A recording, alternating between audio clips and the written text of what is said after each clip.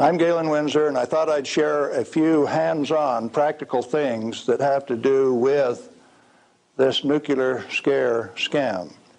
Now, you've heard that gamma energy, the kind of energy that comes off a rock like this, is the most penetrating, most damaging of all radiation. And not only that, here is uranium, the parent of radon, and they say if you can detect radon in a home, then it's bad. If you exceed the EPA's limit, it's reason to run you out of your home. Spend $13,000 like they did with Stanley Watrous' house in Pennsylvania the other day to get rid of the radon, to ventilate it out through. Ridiculous. Let's take them one at a time. This is a rock that I picked up in Natarita, Colorado. 16 weight % uranium. High-grade uranium. Hot. I read a thing the other day that says they had high-grade uranium, and lo and behold, it's too hot to transport, so they had to bury it on site. Oh, wonderful. Let's talk a little bit about radiation. If we can, are we picking up? If you put the probe right there, the meter goes off scale, and you can hear it, all right? Hot. Radiation, gamma radiation is the most penetrating of all radiation. Oh, is it? All it's got between the rock and the probe is my hand. Doesn't count so pretty much, does it? What if I put the rock behind me?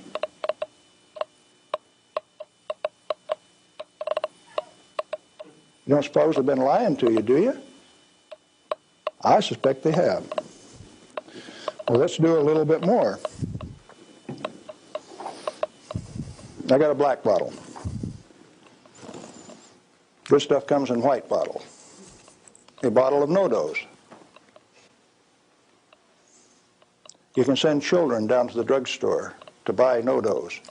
All they need is money. In this are 660 white caffeine pellets. And this one is uranium oxide, U3O8. You can't buy it for love nor money.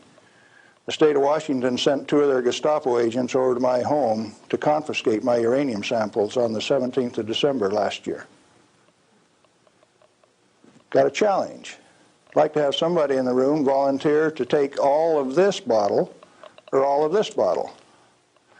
The only thing that I'll tell you is that one of them won't hurt you and the other one will kill you.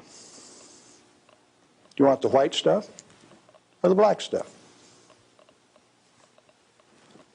White stuff? You do. There's enough in there to kill 4 men your size. The government says we got to ban this material. It's radioactive. Let's check it in the bottom of the bottle. Not very radioactive. Let's take the cap off. Oh, goodness. Very radioactive. This instrument will only count gamma, energy. It's just energy. Light's coming from those lights, only you're getting lots of infrared from the lights as well as ultraviolet. Energy response, and it's very carefully damped to only discriminated so it only gets the energy that comes from this. I don't want it to respond to a light, just to this. Cost me $1,000 to get an instrument that will just respond to this and not to that. This is radioactive by any definition. Radioactive material giving off radiation that is read by an instrument like this. The daughter of this, radon, cannot be read on this instrument because it gives off alpha particles. An alpha particle is a dye-positive particle that comes from the nucleus. It has 2 protons and 2 neutrons, therefore an atomic weight of 4, and it's minus 2 electrons. And if you grab it with a high ionization potential counter, it'll count. But if it travels 2 inches in air or through a piece of paper, it picks up 2 electrons, 2 beta particles, if you will, and becomes helium gas, and it won't count on an ionization chamber. Did you know that this thing right here is giving off helium gas? Alpha comes from uranium. Okay, radioactive material. You pour it out in the hand, and that's radioactive contamination. Is it radioactive? Yeah, it is. Very radioactive. Now, decontamination is nothing but scooping it back up and putting it into the bottle. I just now decontaminated my hand. No, I didn't do such a good job. Not good at all. Is it still radioactive? Yeah, that's called residual radioactivity. Now, under the decontamination rules of the government, when you decontaminate somebody like this that's that contaminated, and this is certainly a reportable incident under current DOE regulations, when you decontaminate him, it has to go down a controlled drain so that you don't disperse radioactivity. Do I qualify as a controlled drain?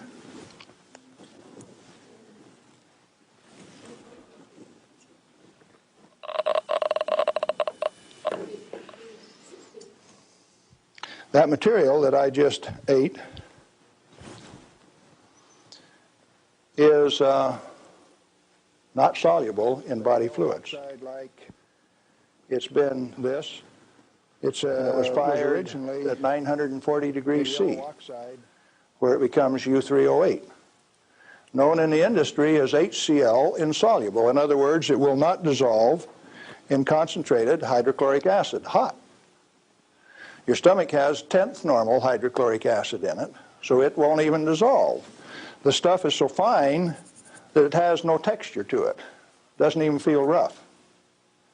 So it's tasteless, odorless, has no texture. How's it supposed to hurt me? Because I've been eating this on lecture tour for 2 years, the state of Washington felt it necessary to confiscate my uranium samples so that I would be safe. Dr. Fulton from the Hanford Environmental Health Foundation called up and he says, "Hey, I heard one of your guys OD'd on uranium today, Galen." And we talked for a little while and he says, "Oh, that was you." And I says, "Listen, I can eat all that stuff I want." He says, "It'll ruin your kidneys." "How are your kidneys?" "They're fine." "Well, you should have been chelated within 4 hours. And I mean, you guys are going to follow me around the country and give me chelating agents every 4 hours after I eat it on lecture tour?" He says, "We'll give you any medical assistance that you need, Galen. We don't want anything to happen to you." I said, "Did that include turning out the federal SWAT team 4 days ago to get me?" Where are these guys coming from? Well, here's a piece of metal. Density of 19, 19.0. If you know your chemistry and physics, you know that there are only two metals that have that density: plutonium and uranium. Radioactive, pyrophoric, density of 19. Outside of a laboratory, most of you can't tell me whether this is uranium, plutonium, or a mixture of the two. Now, I said that it's heavy, and it is. Let's see if it's radioactive. Yeah, it is. Pyrophoric, what does that mean? Pyro, fire. Black on the end. The spark that just came off there is pyro, fire, burn. If it's plutonium, I just contaminated this area of Arizona in excess of the EPA's limit for 1 square mile of surface.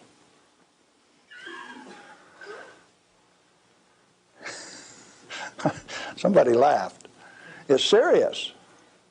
The end of progress altogether says that I just contaminated you in excess of the limit for 1 square mile. It's now silver on the end. Tomorrow it'll be black because it self-oxidizes, this black color like this, all by itself. Plutonium does that and uranium does that. Is it hazardous? Yeah, it is, because they take depleted uranium metal and make it into 50 caliber bullets, fire them from shoulder-held weapons. In 1976, they obsoleted tank warfare with these things because it only takes one dog face with one weapon to knock out a 65-ton tank. It'll go through 3 inches of armor plate, and when it comes out the other side, it's that white hot spark that we just made. And the 5 men in that tank are dead because it'll burn all of the oxygen out of the air and burn their flesh. 1976, they obsoleted tank warfare, and you never even knew that. They make 10,000 of those bullets every day in the United States. We got enough in arsenal to sink all of Russia's tanks, and our boys in the Defense Department don't even talk about it. Yeah, it's hazardous to your health. Reminds me, lead is hazardous to your health too, isn't it? Particularly if it's in a 45 slug like this and it hits you right here going about 2,600 feet per second. It's not the material, it's the impact from the velocity. Let's be very specific in the words that we use. This particular chunk of lead came out of a human body. My son, who's a deputy sheriff, thought maybe I could use it on tour. That's called dying of lead poisoning. Anything less is a figment of the imagination because it's not soluble in body fluid either.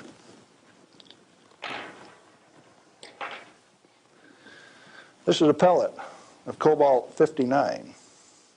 If you put it in a reactor into a neutron field, you can convert cobalt-59 to cobalt-60, which gives off a gamma.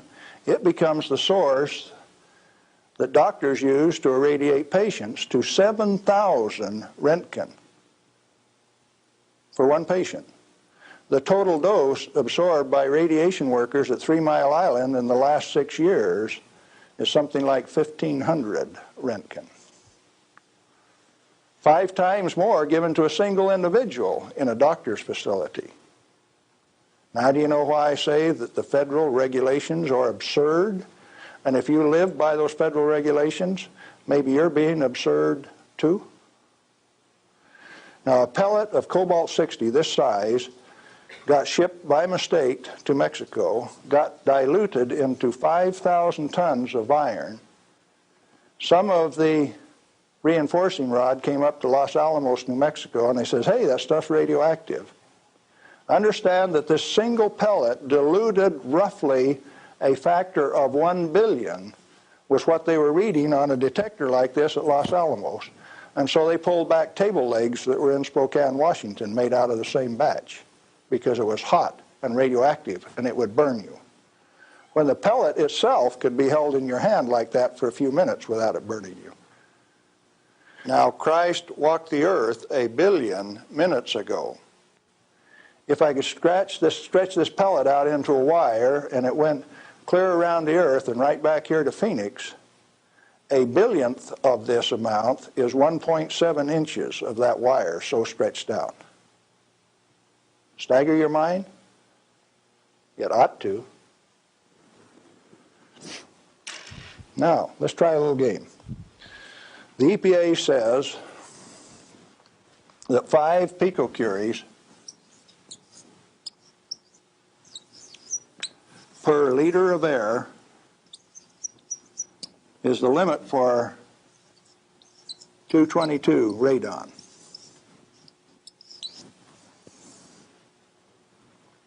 And they handle that like it's a real number. Madame Curie says that 1 gram of radium equals 1 curie equals 2.22 times 10 to the 12th disintegrations per minute, and that's the basic definition of radioactivity. How many disintegrations is this? Should we find out?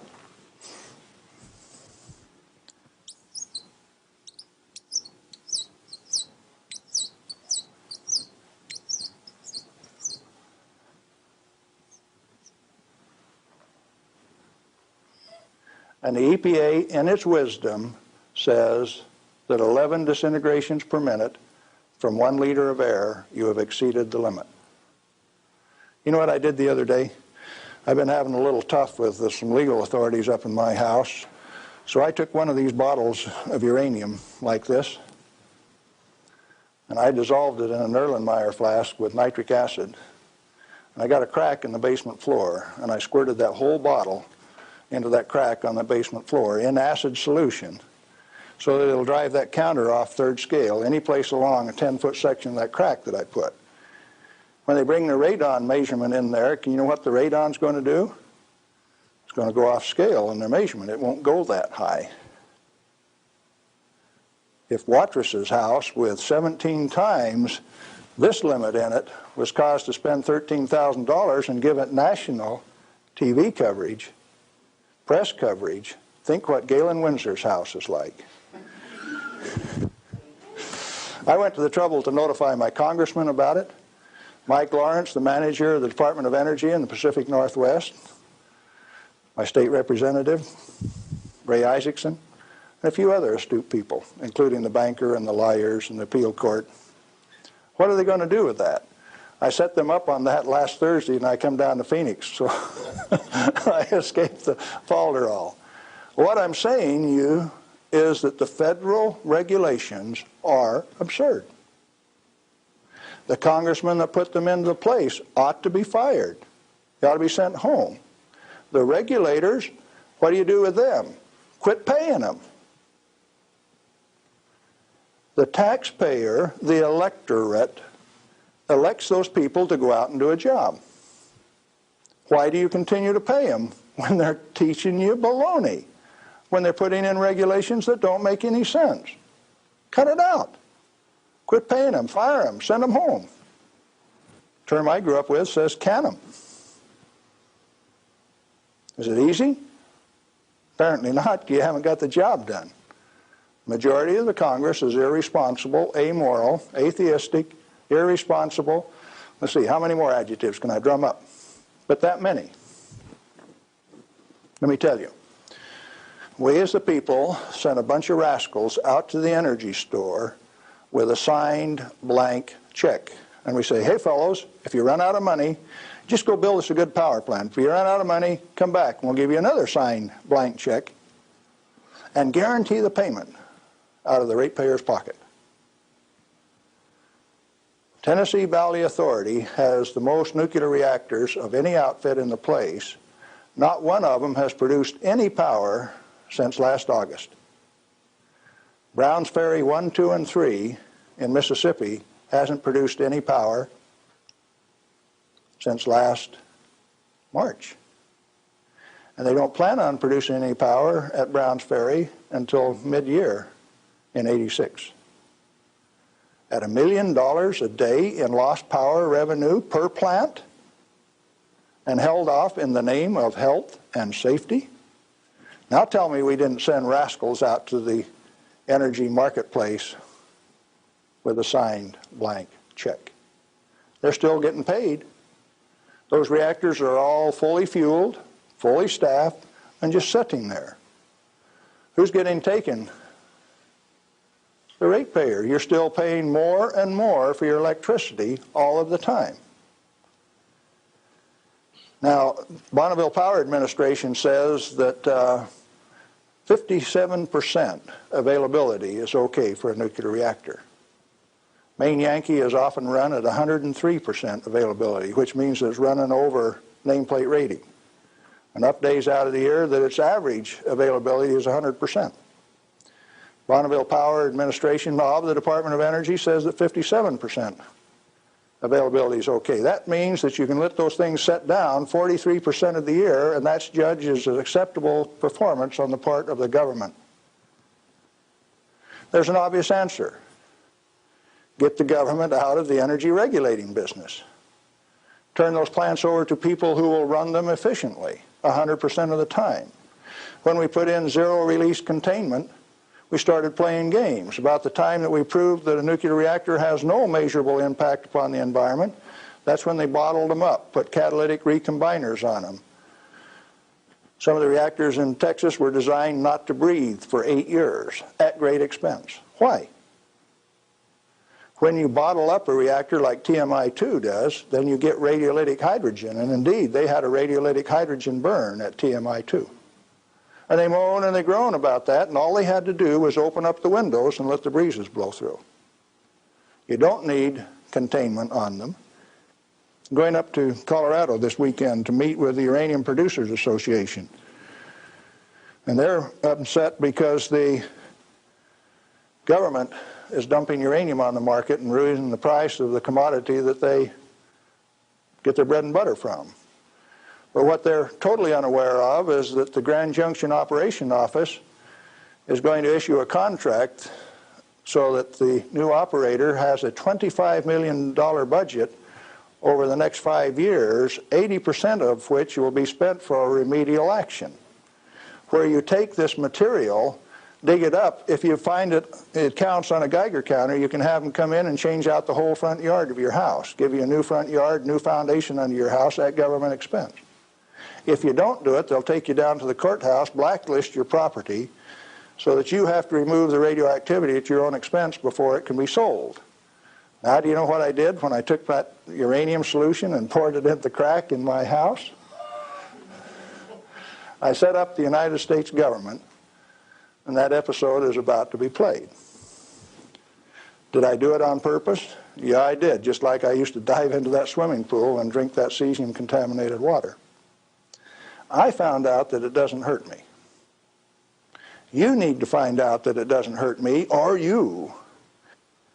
In fact, the only reason for the existence of these big transcontinent distribution lines would be if they could compete with a small mass-produced reactor sitting in your backyard.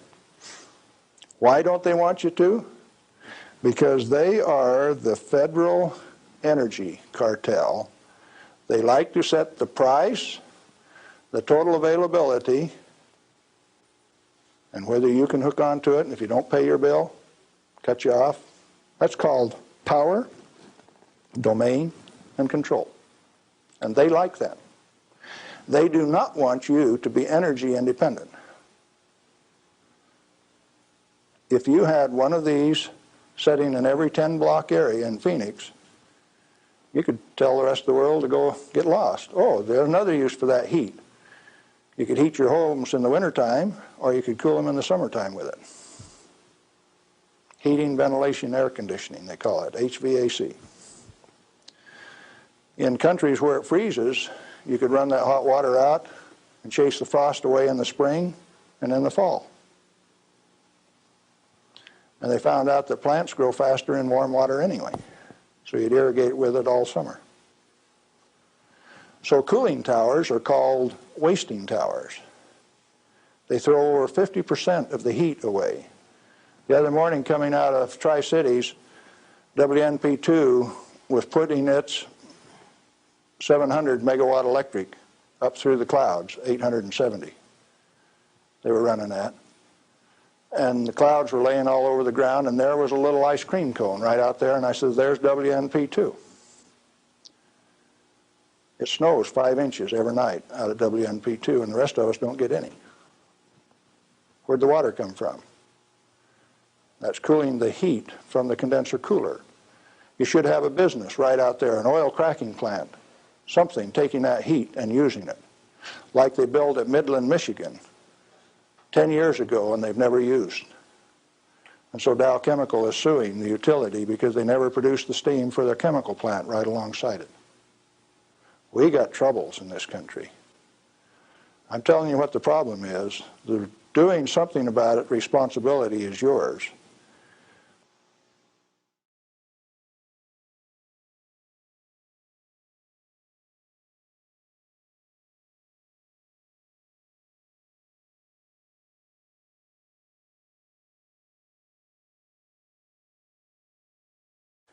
I'm pleased to have as our guest Mr. Galen Winsor from Richland, Washington. I first heard of Galen from a tape that somebody gave to me some months ago, and I found his story to be absolutely fascinating. His story is unique, to say the least. Galen has been in 77 different cities in the last 2 years lecturing on the subject of nuclear energy. The majority of his life, the last 35 years, he spent processing plutonium from nuclear reactor sites. He has worked in the Manhattan Project facilities in Hanford, Washington, Oak Ridge National Laboratories and Nuclear Plant in Oak Ridge, Tennessee, General Electric's Midwest Fuel Recovery Plant in Morris, Illinois, General Electric's Fuel Fabrication Facility in San Jose, California, and Wilmington, North Carolina. And he's worked in every major reactor decommissioning project around this nation up to this present time.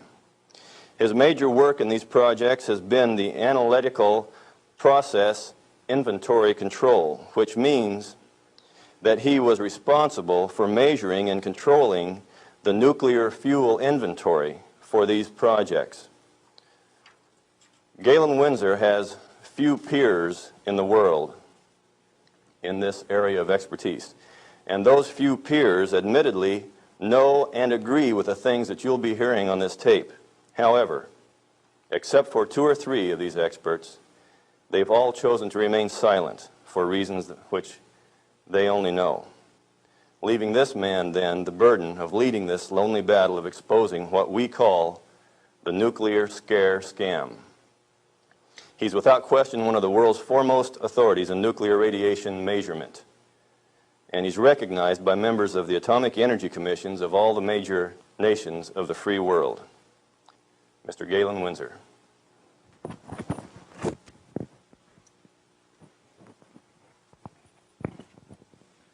God bless you. Thank you, Ben.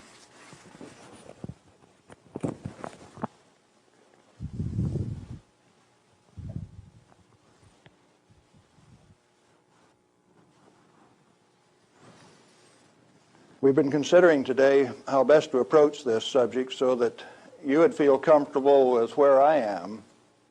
And we thought it might be appropriate to start with how I got involved in this game. Now, in 1945, I was a Navy radioman out in the Pacific on a destroyer aimed for Japan. We had a one-way ticket. That's all you get, just one way.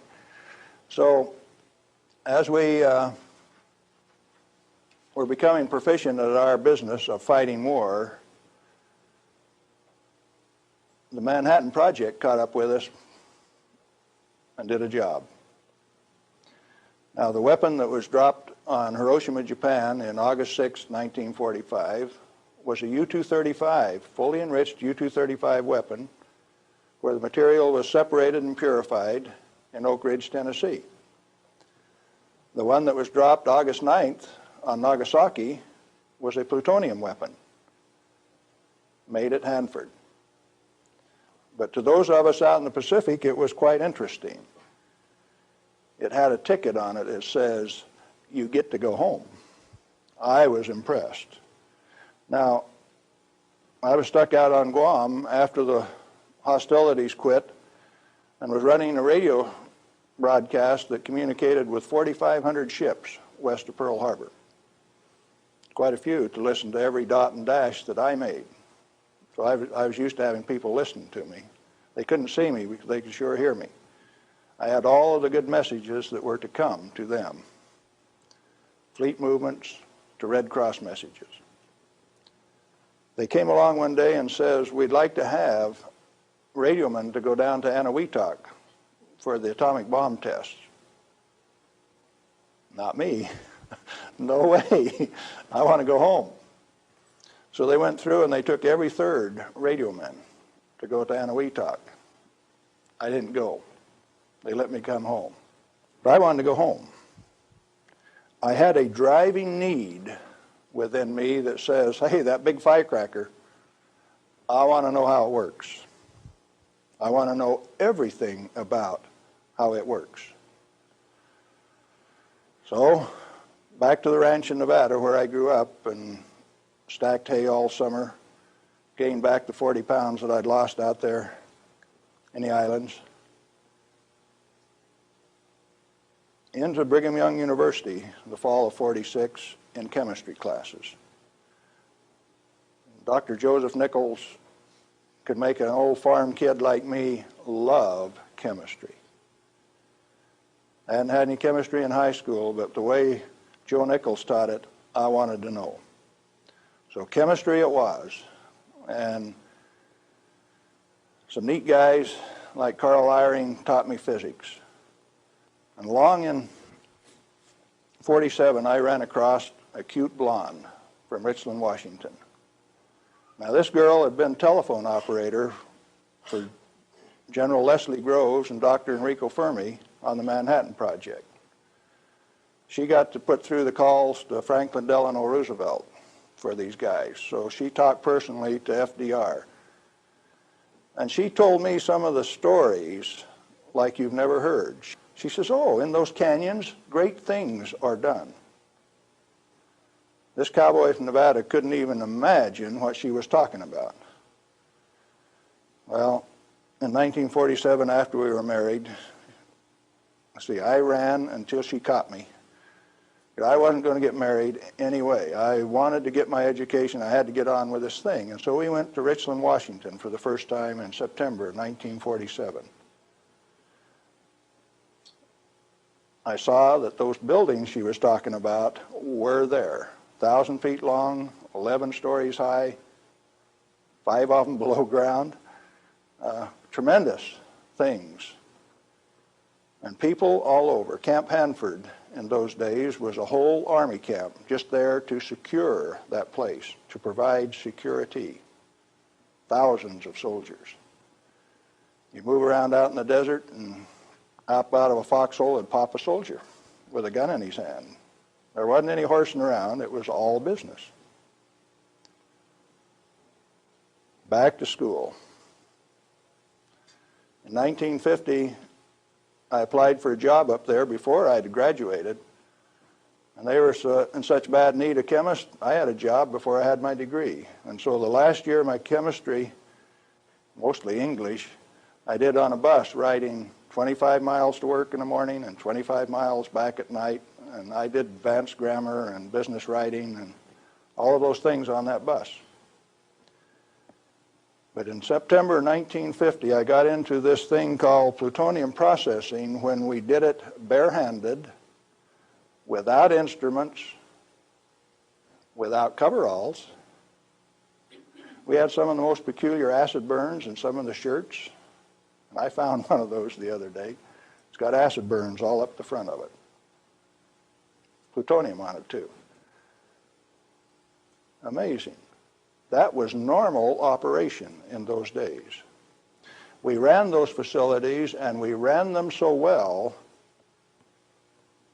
that by 1965, we had separated enough plutonium when it only existed in the parent uranium matrix to a half of a single weight percent, 0.005 weight fraction of plutonium maximum in that fuel. And we processed enough tons of uranium to recover enough plutonium by 1965 to meet the weapons needs of this country 10 times over for the foreseeable future. Now we're talking about a massive amount of work. Hands-on, do it type thing. And there was a couple thousand of us, and we were just happy as could be, just working like mad, making those plants run 24 hours a day, 7 days a week, in a community that ran on shift work, ABCD shift. The whole community that way. A wartime community, people dedicated to doing a job, and we were doing it, and we did it well. No pretense. Oh, yes, there were. Out in the reactor began to sneak in people who wanted a radiation monitor behind every reactor operator. Why? We know how to make these things run. When we got a metal fuel element stuck and it fell down on the trampoline back of the reactor, we'd go in with our feet and kick it off into the pool, smoking, burning. If you didn't have an instrument, you didn't know it was too hot, so you just went in and kicked it. Finally, along came a rule maker that says, thou shalt not do that. You'll get burned. Oh, I didn't get burned when I did it last week. But you exceeded the limit. Well, where did this limit come from? Turns out that in 1934, the International Commission on Radiation Protection fabricated a limit for X-rays. It was no longer permissible to be burned by them, erythema, reddening of the skin. You now had to keep a limit called 0.2 of an hour per day. How much is that? Well, you've got to have one of these Beckman instruments to read it, and you have to keep time of exposure. You know, there are 4 requirements on this thing: the size of the source, therefore the strength of the source, the distance from the source, the time of exposure, and the intervening shielding to keep from getting burned. Oh, fine. We've been doing this thing for years now, and we've never been burned. Why have we got these rules? And they says, yours is not to ask questions, yours is to do and die. Don't you ask questions. If you do, you might disappear. Those who broke the rules didn't appear the next day. Military rule? Oh yes, absolute. What was your appeal? And people you were working with one day, when they weren't there the next day, you didn't go inquire why. You were just grateful you still had your work to do, and you kept right on doing it. Now this is in the United States of America.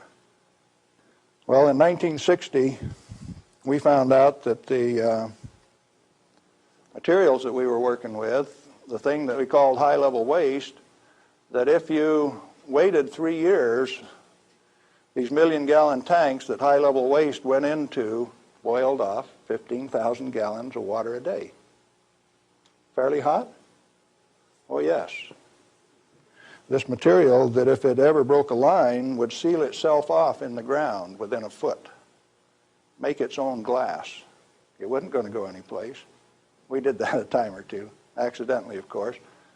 And so we started packaging this cesium-137 in casks and railroad cars like that and shipping it to Oak Ridge, Tennessee.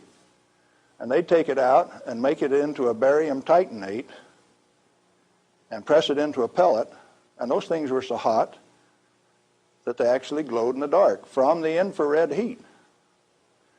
Now, thermal-ionic conversions came along at this time, so you hooked these little heat sources up to thermionic converters and you took electricity out this side. No moving parts. These things went into the SNAP program. And these early SNAP power generators are what powered the underwater transmitters for our nuclear navy. We've got a regular road map under the sea. All you got to do is have an instrument that knows how to find it, and then you've got eyes on a submarine. You didn't know that, did you? The power from it came from this material that they now call waste. We processed that stuff and packaged it outside at Hanford. Well, we had rules that said 3R per year is your allowable exposure, that amount of gamma energy that will expose a film pack. But that was for the people that didn't know. We weren't about to follow those rules. We just went ahead and did the job. They send around an investigation slip that says your dosimeter was overexposed 2 weeks ago. What did you do? And they had a cute little form on it that says accidentally exposed to light, and that was the one I always used to check. Because it's the same amount of light. You know, if you get gamma through the film pack, it's the same amount of light as you get when you click the lens on a camera. They wanted to limit us to that. And one day we looked up, and they had limited us to that amount of exposure. Then the fun part of the game begins. You say, who limited us to that? Are they powerful? Yeah, they control the purse strings. They live by the golden rule. Them that's got the gold makes the rules. If you like your work, you keep the rules. If you don't keep the rules, you disappear. Sure enough, some of us disappeared. Some of my friends gone. Where'd they go? I don't know. Well, 2 years ago, I started traveling for American Opinion Speakers Bureau, and one of the documents that they had was Major Jordan's diary. A story of shipping the technology and the materiel that was developed at Hanford in 1944 directly to Russia on U.S. Air Force planes out through Great Falls, Montana, Fairbanks, Alaska, under the auspices of one Harry Hopkins, and with the at least tacit approval of Franklin Delano Roosevelt. Now what are you going to do? That thing that we had been doing and feeling so good about had been shared at no expense with Russia. You go back and you check the record and you find Russia did not develop their own nuclear atomic weapon until 1949, even when we supplied them the material and the knowledge. 4 years after we touched them off at Hiroshima and Nagasaki. We weren't happy with that. We were just happy doing our job. Well, in 1965, General Electric was ready to leave Hanford. I'd worked for General Electric for that 15 years, and they took me out to California, San Jose, and we had in mind to design and build this nuclear fuel reprocessing plant at Morris, Illinois. They told me they were going to build it at San Luis Obispo. That's how they got me away from Hanford. But that was just to get me away from Hanford. I got to design the sampling analytical system for this plant. The sample cell was the hydraulic heart of this place. I got to dictate where they put the columns, how high the columns were in relation to my sample cell. One man standing in front of a lead glass window could sample any liquid stream in that whole plant.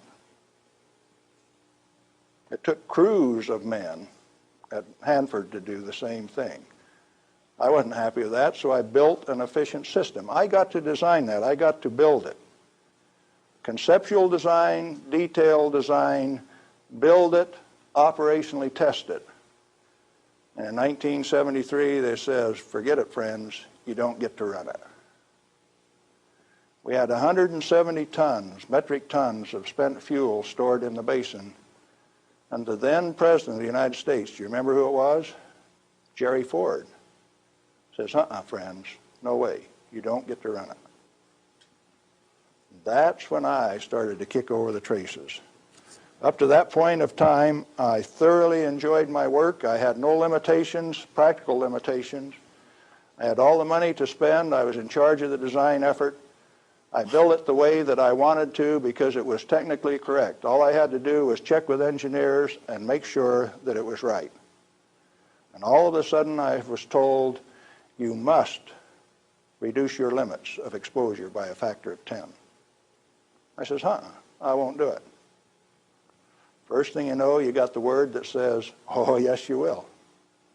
I says, no way. Well, that's when the rebel, Galen Winsor, started to show up. And when I found out that by management conference I couldn't get to these guys, I figured out another way. Now, in this plant is a beautiful pool.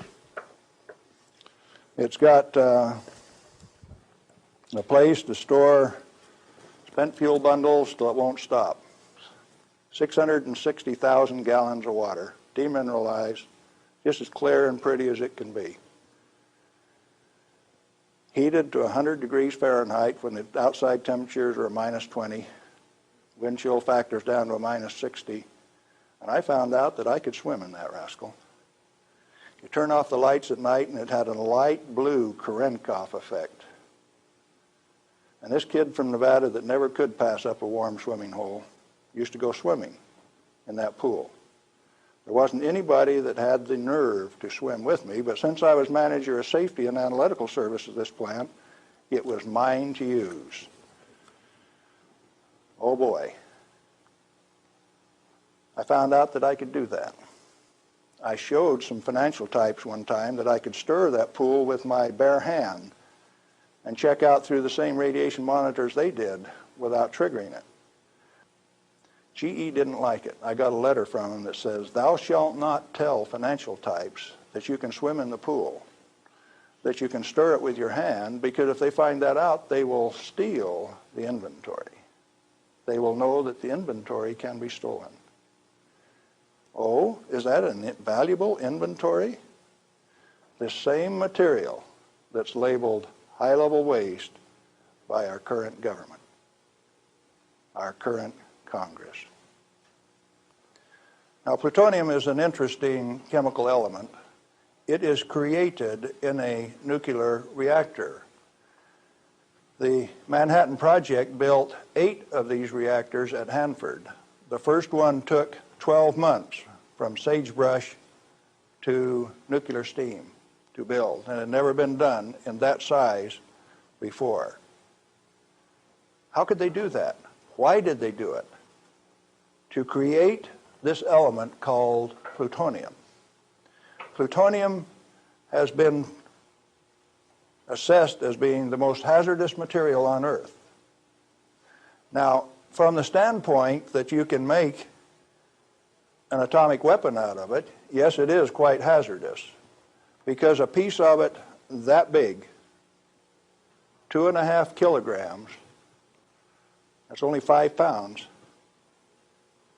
is the force that delivered 20,000 tons of TNT equivalent over Nagasaki.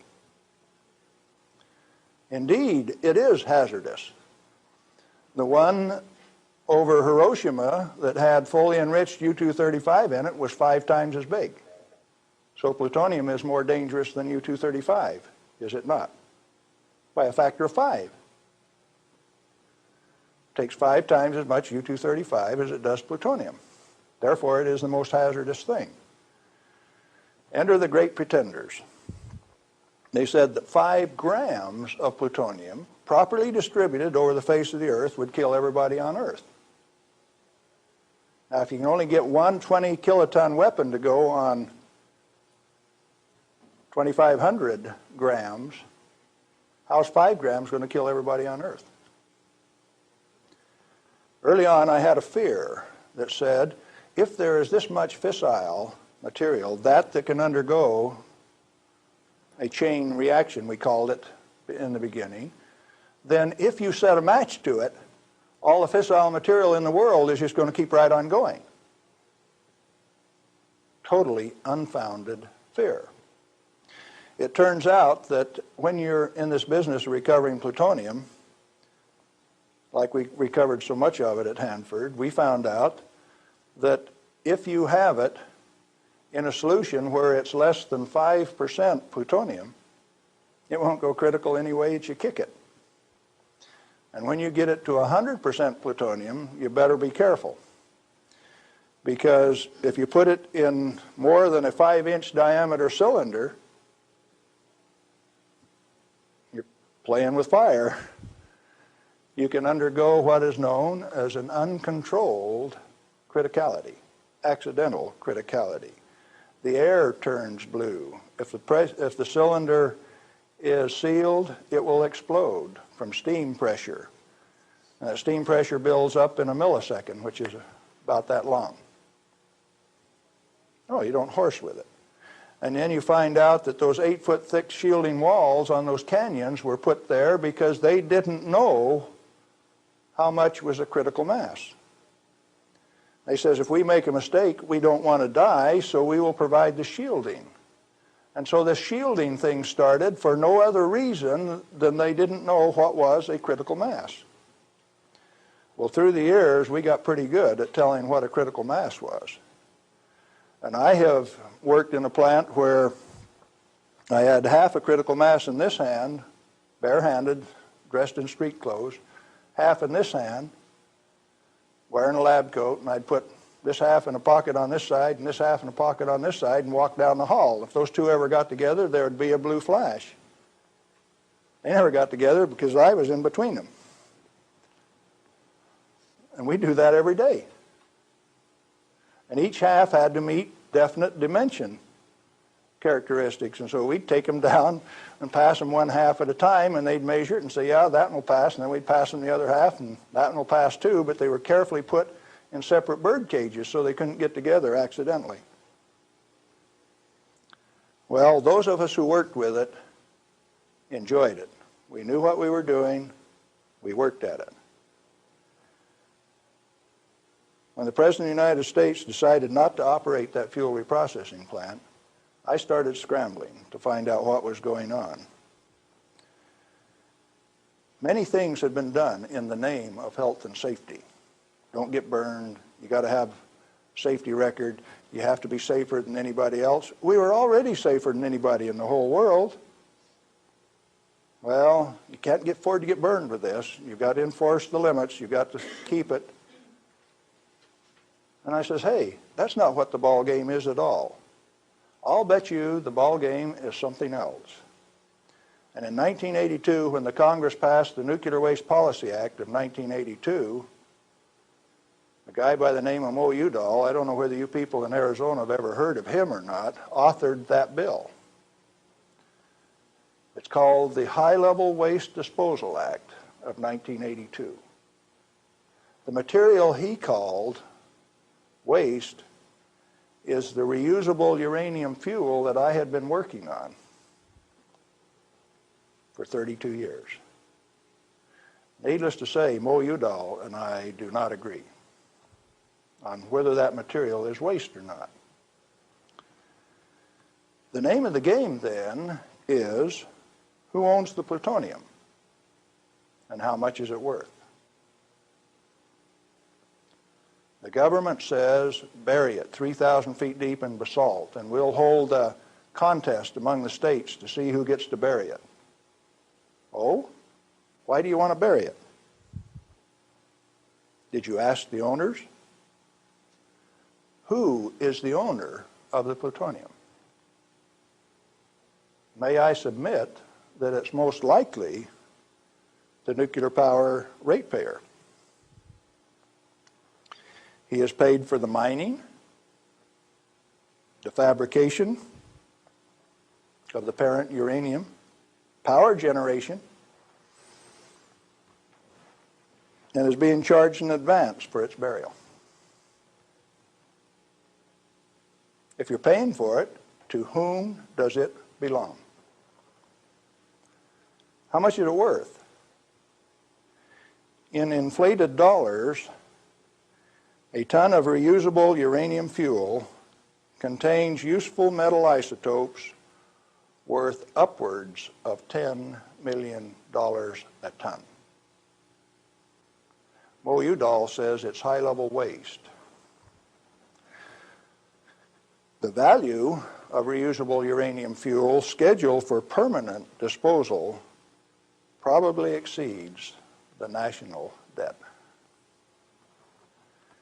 Naturally occurring plutonium quantities, and you know plutonium does occur naturally. Plutonium-244 is found at the residual activities of the several, 8 at least, Oklo phenomenon reactors across the world. First one found at Gabon, Africa. Naturally occurring plutonium quantities have been enhanced by transmutation of uranium. That's the reason we built reactors in the first place. Our ability to detect and measure emissions from these elements is useful in inventory control. When fissile elements, fissile isotopes, are present at less than 5 weight percent, plutonium-239 equivalent, and the heavy metal oxide matrix is stored dry in air, it has no critical mass. Remember, we talked about shielding was because they didn't know what a critical mass was? If it is light water reactor fuel at less than 5% equivalent fissile content, you can handle it, you can do anything you want with it, you can stack it up, you can have a room full, you can have a handful. As long as you keep it dry, it will not sustain a chain reaction. What then is all this falderall about a little bit, 5 grams, will kill everybody in the world? They don't know what they're talking about. And when they say that, they're thumbing their nose at measurement experts like Galen Winsor. I am insulted when they say those things and get away with it, because it has no bearing on the truth. It cannot be mishandled. It will not expose any person to an unshielded nuclear reaction. In other words, no controls are necessary except to prevent the pilferage of the inventory. Have you got that one? Let it register. Do you need governmental rules and regulations and instructions? No way. Then why do we have all of those rules? Inventory control practices capitalized on the fear of undereducated masses who work in the industry. I didn't say anything about ordinary people now. I'm talking about the people who have worked in the industry and those who cast stones from without. The Ralph Naders, the Jane Fondas.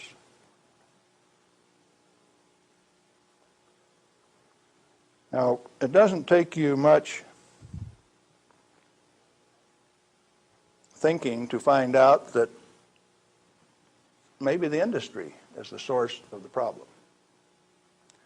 The industry is the one that made up the committees that made the rules that the Congress enforced. You ever thought of it that way? The strangest kind of feather bedding that's ever been dreamed up, it makes the railroad engineers look like pikers. The only amounts of fissile process materials that are of health concern to the handlers are those that can accidentally cause an unshielded nuclear chain reaction, or that will cause erythema from the shortest wavelength, highest frequency, and therefore the most easily shielded ultraviolet light emissions of the electromagnetic spectrum. Big words. Let's see what they mean. The emissions from uranium, plutonium, cesium, all of those things are only important if you assemble an amount that if you get this amount and this amount together, it can go critical. You can get a blue flash and therefore get burned. And that's happened 34 times in the business, and 8 men have died as a result of that. Accidental criticality. Documented in Los Alamos document 3611, if you want to check the source. Or if you've got enough of it together that it's giving off ultraviolet light of this particular wavelength and frequency without any intervening shielding, enough to burn you, sunburn you, erythema, reddening of the skin. If it's less than that, if the effect is less than that, then what is the problem? Excessive government regulation. That's what's the problem. Tritium. Heavy water. Deuterium is hydrogen 2. Tritium is hydrogen 3. If you let an inventory get away from you, what's going to happen to it out in the biosphere? Nothing other than it will become diluted and join the naturally occurring inventory of tritium, because tritium is created in the upper atmosphere by sunlight. We have a natural inventory of tritium. Then the only thing that happens when you release tritium, which is the trigger mechanism for bombs, it's the source of the push that makes it go, is that you lost a valuable inventory. Then what of these people that are pretending that a little bit of tritium is going to do you in? It is not so. What are those 2 points? Only if it is an economically recoverable concentration, or if it has a natural reconcentration mechanism. You know, there isn't any one of the radioisotopes out there that has a meaningful level of reconcentration in any of the species, not even the oysters in the bays in Maryland, below Calvert Cliffs. Why then are we still playing this game that any amount of this material is of hazard? Reusable uranium fuel, which has been isotopically enhanced in power-producing reactors, is a valuable national resource, not a high-level waste. The utility operators recognize the future worth of this commodity. Mo Udall, in that Nuclear Waste Policy Act of 1982, imposed a tribute of $1 per kilowatt hour, $1 per megawatt hour on all electricity produced in a nuclear plant so that they can research and develop methods to throw it away.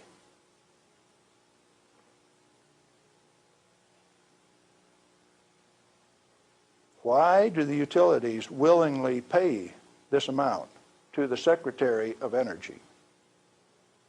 To limit their liability exposure.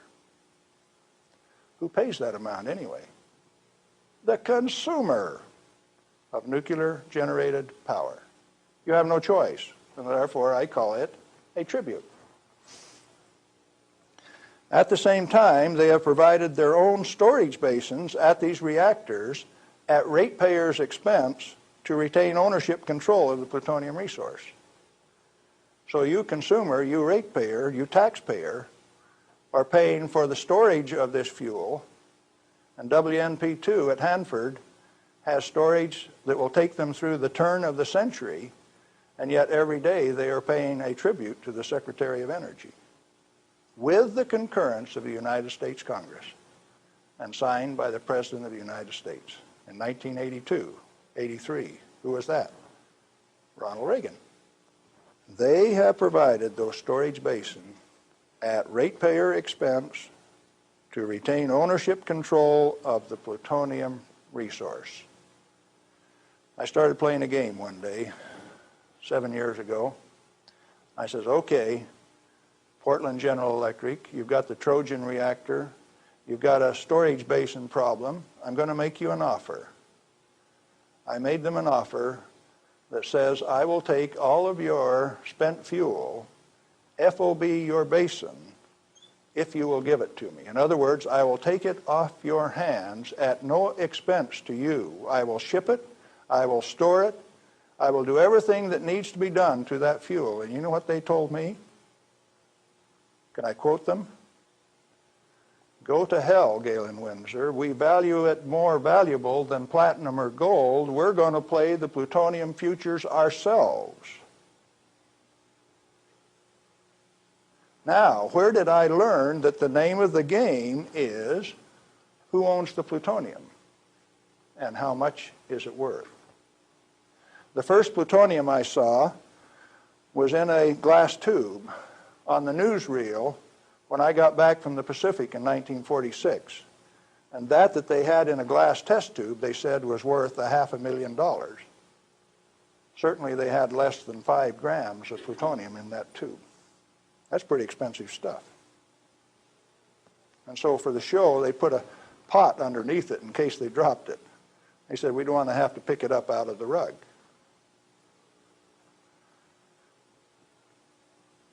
When it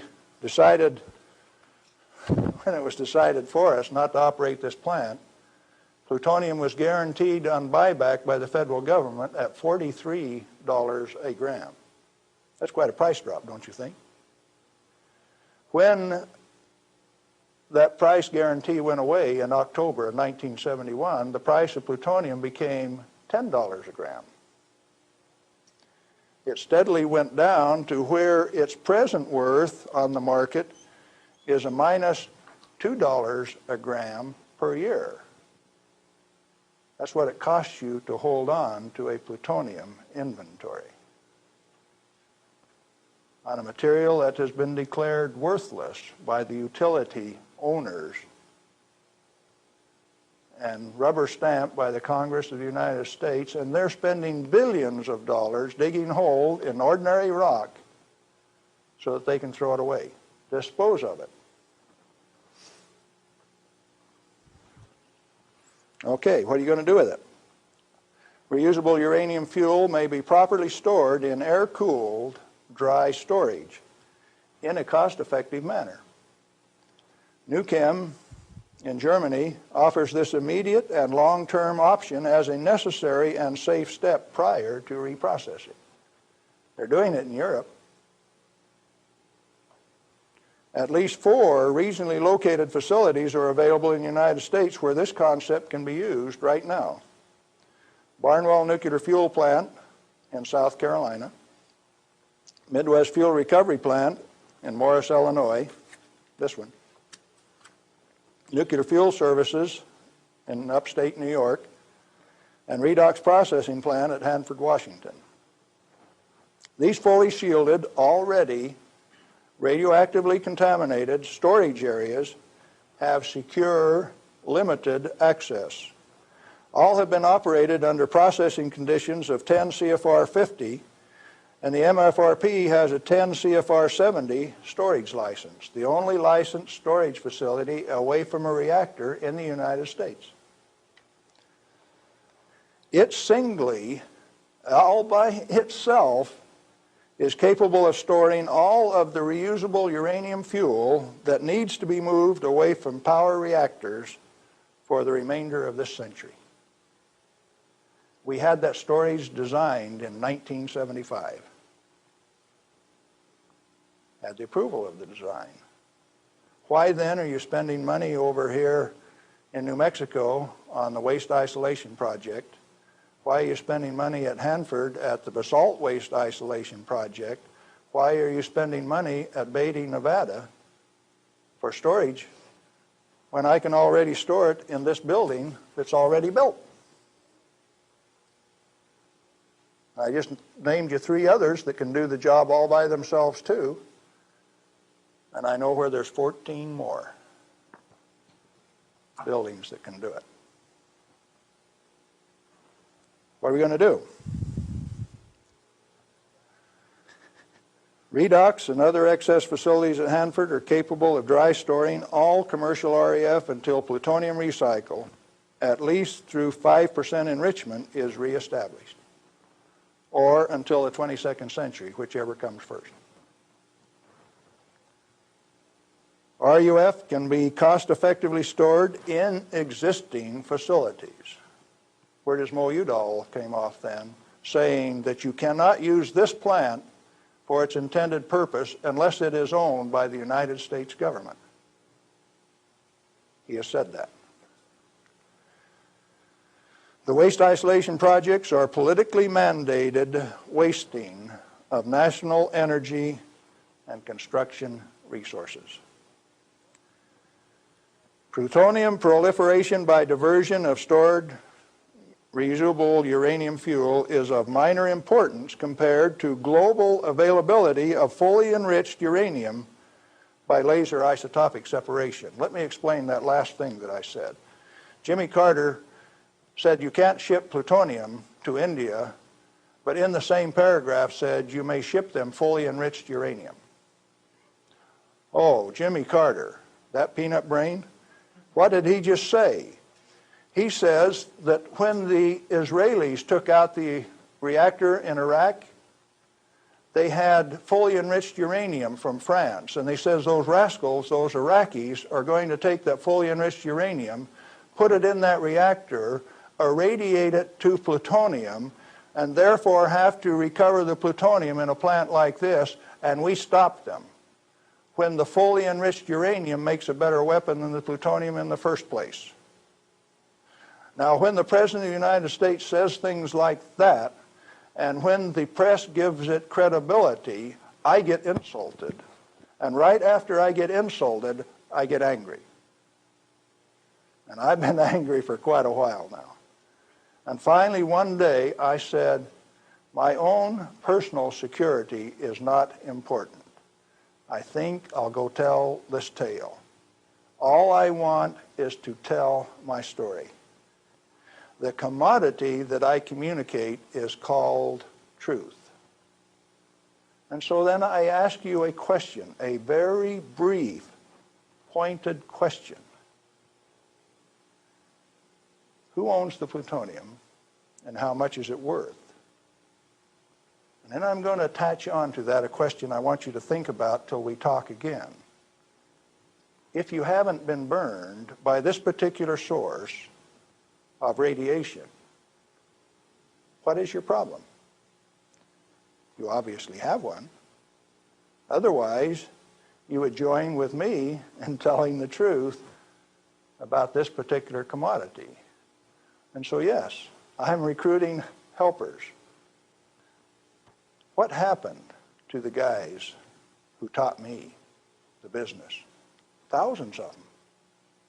The hands-on business. Where are they? They're still there. Why don't they talk?